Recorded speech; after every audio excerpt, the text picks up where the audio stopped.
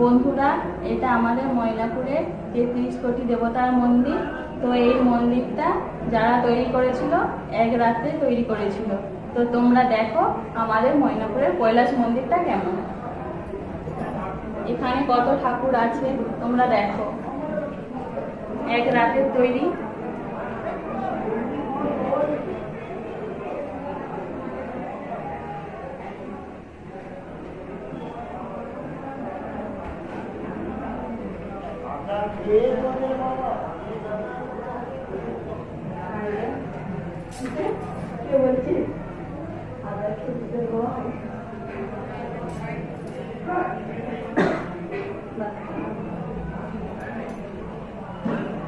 সামনে হাতটা একটু করে ওইদিকে সামনে আর ওইদিকে দেখো।